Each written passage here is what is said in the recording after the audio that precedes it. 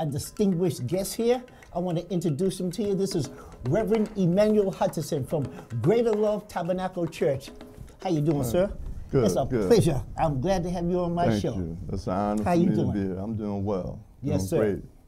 Well, I want to get right into it, and I want to ask you first. Hey, first, tell us a little something about Greater Love Holy Tabernacle Church. Well, first of all, it's Greater Love Tabernacle, Okay. but that's okay. That's Okay. okay. A lot of people sometimes, call us, we'll call the church, they think it's Greater Love Tabernacle. But it's Greater Love Tabernacle, which is a holiness church, I would say, but it's operated leadership under the leadership, I would say, of Bishop William E. Dickerson, Yes. who actually is the founder and the visionary of Greater Love Tabernacle. And a quick history, which he started from his kitchen table, Okay. and then it grew from the kitchen table to the living room, Yes. and then from the living room, he grew over to one of I think the African Culture Center at Northeastern.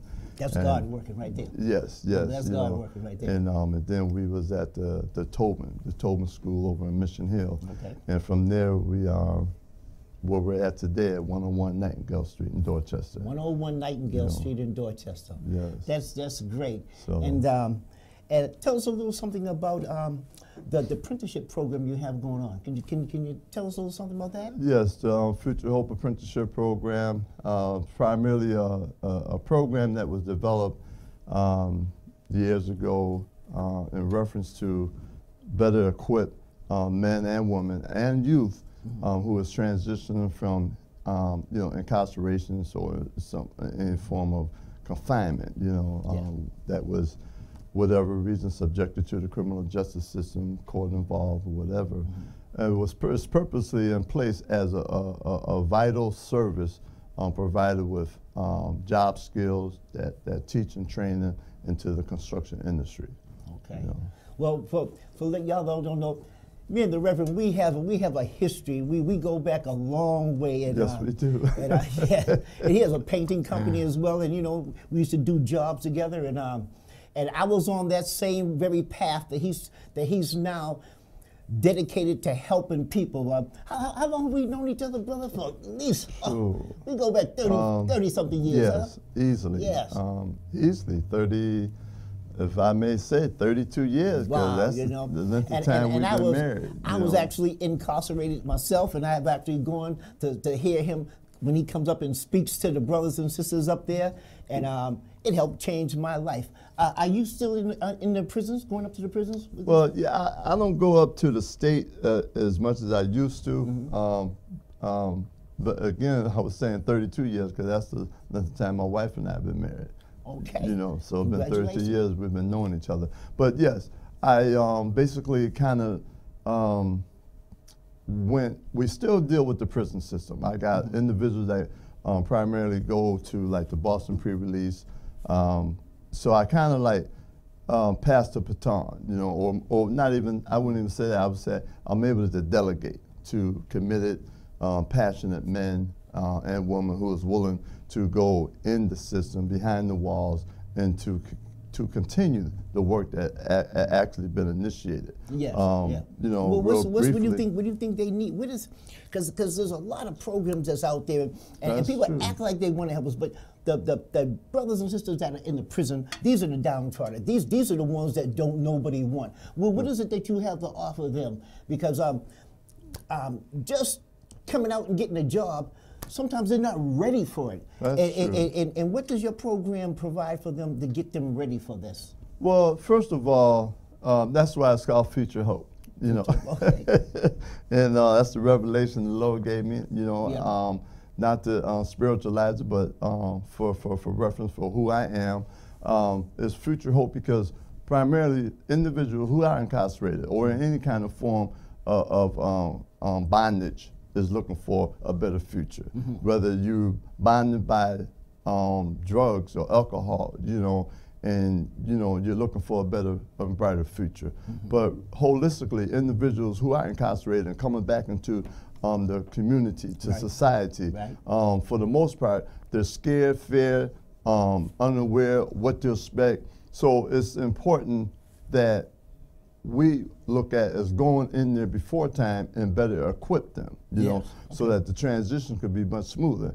And again, I believe and feel that we have services that is vital, that will definitely take part in the transformation from a spiritual perspective, psychological, social, economic, you know, because our desire is to see that when they come back into the community society, that there are services in place that will better serve and help them, but also that's more cultural related, you know, where they can understand, you know, the dynamics that they're experiencing, the trauma that they're experiencing, and it's a process for them to come back and to be back into get back into the swing of society, you know, because things change. Yes. You know. How important are the people that's getting back into society? How important their family relationship and their parents? How important is that?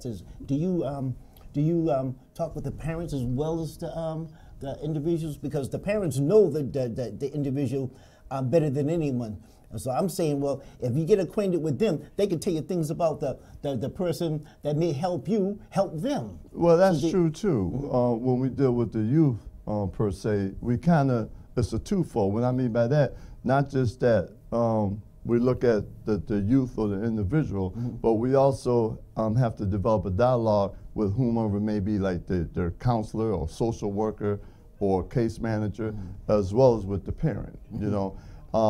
Unfortunately, sometimes we have individuals who may not come from what we call a family-oriented unit, you know, where the parent might not be there. Right. You know what I'm saying? Parent or single you parent, know, Right, exactly. Or they may be in foster care, you know what I'm saying? They've been, you know, tossed here and tossed there. You know, there's no stabilization there neither, you know. So we kind of come in and not to be that parent, but again, to be that source that they could feel connected to. You have is there a one-on-one basis? Well, to a degree, yes. We usually assign a mentor slash case manager to, you know, the individual, you know. And I'm saying this because I know these are probably questions that you like to ask, but I've been blessed to be part of his team and be a life coach mentor myself, and I'm just spreading it out there. Yes, sir. Yes. Well, again, yes, as Mr. Smith said, he's part of the team. He actually just got on board as one of our instructors with the Future Hope Apprenticeship program. Who he works, you know, I would say very effectively with the lead instructor, which is Mr. Sutton. Mr. Sutton. And so to me, it's a blessing, not just of our history, me knowing him, because in the process of him coming on board, he would tell you that I personally, you know, let him know that, you know, this is not a friendship hooked up, you know, because I know him for 32 years, no. But he had demonstrated his interest, the passion, and also I kind of looked at some work that he's done and doing today, you know, so I felt led that he would be a great access to our program and what we've been doing and what we're about to do. And also he's knowledgeable of the construction industry. Yes. So that was a plus as well, you know. Yeah. And so him and my lead instructor, you know, they hit it off, you know. I asked him, he felt very comfortable with Mr. Smith. So it's a blessing to have you. And again, welcome aboard. Thank you, know, and thank you for having me. You definitely, know, me and this man, we have serious history, and I believe in this man. I was there the day that God touched him, and he let go of everything, and he has been going forth ever since. So I stand behind this man 100% in what he's doing. And so let me ask you, your wife is involved in the ministry as well, isn't she? She is, because I was going to say that earlier, you know, with one of the questions prior to the beginning, because she plays a major role, you know. Yeah. And for instance, as far as like even within the prison system, where she basically was going into the Suffolk County House of Correction, ministering and mentoring the women department, the woman, you know, facility, you know, because there was times even, you know, I'm also as a private, not private, but a chaplain before, you know, and she used to come in there on Sundays and kind of just do the Sunday programs and minister to the woman department. And it was very powerful because she's a teacher, number one, and she had a lot of experience, life experience, that she was bringing, you know, so she was very transparent. The women really felt very, you know, intrigued. They was very intrigued, and they could embrace the teaching and the wisdom and knowledge that was being displayed, you know. So for you know, for instance, they knew that she wasn't just someone there just to be there, you know. So it was a blessing to the day. You know, we see some of them, they really, you know, give her accolades still and really appreciated it. So we're doing work together, you know, as of now. She had developed a program called Family Seeking Peace, mentoring program. Family Seeking Peace. You know, yes. And primarily that is what she does, work with young women, young females, regardless of the age, but who may have had DCF, you know, come in and separated the mother from the children's. So what she does is mentor the mother and kind of that is a great service. You know, keep a communication, an open dialogue with the court system and whoever, and counsel, mentor the woman, and what she does is the reunification. You know, so after they be with her for a period of time, you know, she's able to go back, reopen their file or the case or whatever, in the process of the reunification to bring the children or the child to unite back with the mother, you know, bring that family structure back as God has ordained it to be, you know. So and so I'm looking at one of the flyers here, and the Future Hopes Pre-Apprentice Recovery Program. It just started a few days ago, correct? It did. Monday was the kickoff for this session. You know, is it too late for anybody to come down and fill out an application and get involved in this? No, it's not. You know, it's more like a revolving door to a degree. So we encourage everybody who may even hear this particular broadcast or even see the flyer or have any information, is to apply as soon as you can before it gets too far in the middle of it, you know, unless somebody happened to come that have some formal experience, you know what I mean, and then, you know, that's between you and Mr. Sutton, you know, to assess them and see that, okay, it wouldn't bring you backwards, you know, that this person could get on the moving train and move along with you because they had prior experience, for the most part, you know. But those who had no experience, no knowledge or understanding, you know, we prefer for them to just, you know, wait and get involved on the next session, because every 3 months it's a new transition. Every 3 months. Every 3 months, this program will go on. Now the service, the program itself, is it any hands-on? Is it any hands-on actually working with construction as you're learning the construction field? Yes. In the beginning, as you know, we usually do the academic piece, which we call theory training, and then from there they transition to hands-on. You know, they move from the classroom setting and out into the shop where there are power tools and tools that they will learn how to use.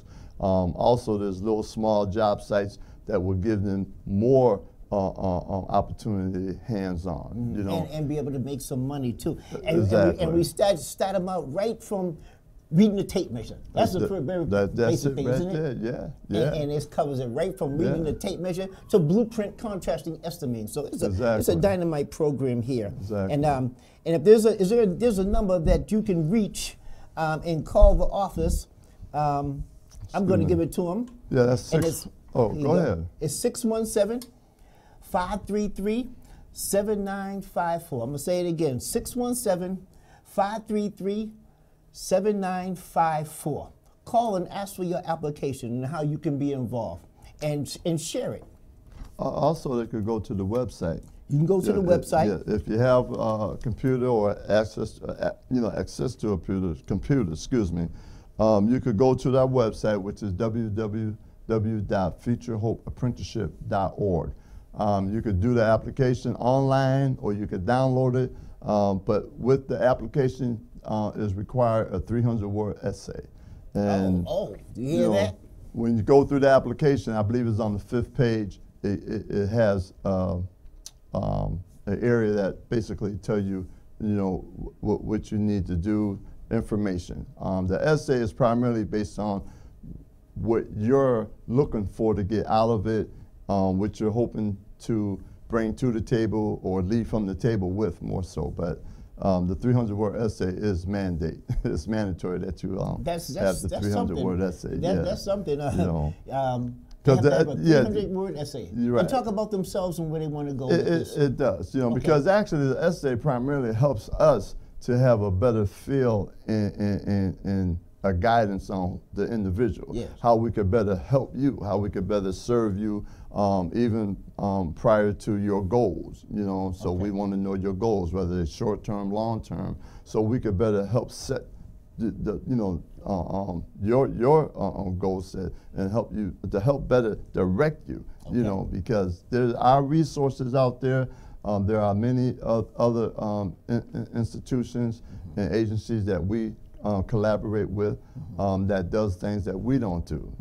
But at the same time, it's a strong network where that anybody that comes to the Future Hope Apprenticeship Program, you will not fail. And then there's an OSHA certificate class that they take? It is. It's a safety training that comes along with it, OSHA as well. But we also have the Boston Medical Boston MITs who normally come out and do the heart saving training. And then once they do the training, that's another certificate. Then you get a certificate, from the Apprenticeship State of Massachusetts, certificate from the Future Hope Apprenticeship. And so, you got your OSHA, you got your safety. So you got quite a bit. You'll be well-rounded and well-grounded. I'm going through this. Exactly. What association do you have with Whittier Street Health Center? Well, again, Whittier Street is a partner of ours. We're a partner of theirs. Whatever, we collaborated about maybe 3 years ago in reference to better serve the community. But primarily, we reaching out to the African American, the Latino community of men who we identify with who have a lot of health disparities, and a lot of times, we're not educated in reference to health disparities, Exactly. And so, for instance, we had individuals that came to our program, and we normally like to connect them immediately, with Whittier, where they could get health care, mass health, where they could get dental care, eyeglasses if you need it, get a primary doctor, the works. And right now, we're getting ready to go to this symposium on prostate cancer, and we've been educating them and letting them know if you're 35 and older, it's definitely good to go to get the knowledge, the information, also to get checked for yourself. A couple of them told me now they've been informed that you got to wait till you're 40. This is because they was behind the walls. So they get misinformation just from being behind the walls. You get misinformation. Exactly. And I encourage anybody and everybody, if you've been behind the walls, immediately go and get a thorough physical checkup. Yes. It's just protocol. It's just for your own self. Because today our health is very important. Absolutely. To have some form of knowledge of your body, to know what's going on, just to be on the safe side, Now, if there's a brother and sister that's on the street that is currently going through drug, alcohol challenges, what would you suggest to them? Because could they participate in the program, or do they have to get clean first and then come in and deal and be helped? No, we take you as you are. First of all, we're certified with the state of Massachusetts, DPH, as a certified recovery coach. We have certified recovery coaches who are in our program, and furthermore, I'm a TOT, which is a trainer of trainers. So I basically train people to become certified recovery coaches. It's a national accreditation. I utilize a curriculum that's from CCAR, which is out of Connecticut.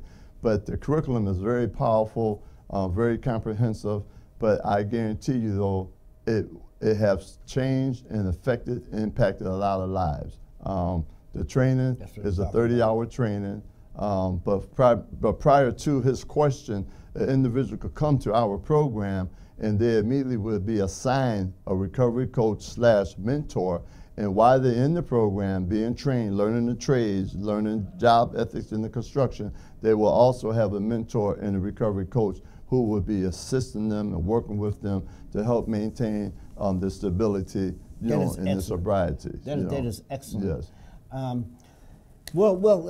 Listen, I want to. Is there anything that you particularly want to get out to the people in closing? I want you to give it, because you are a dynamite minister, and I want you to give us some parting words on how you feel about what's going on and what we must do in this day and time.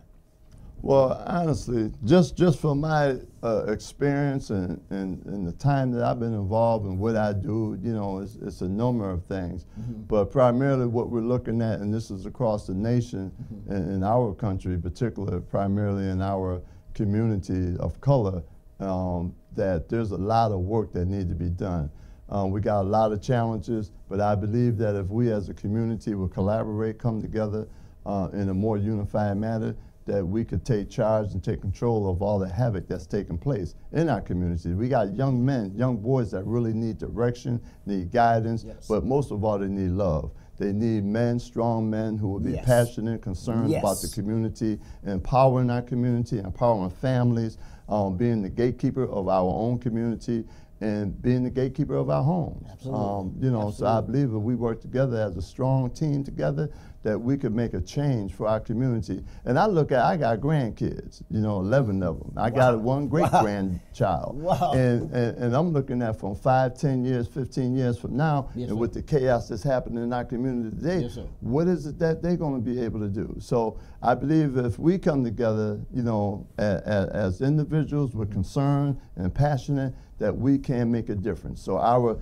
children's children don't have to really deal with all the scrutiny and all the negativity that is taking place in our community. Can we do a part 2 on this right here?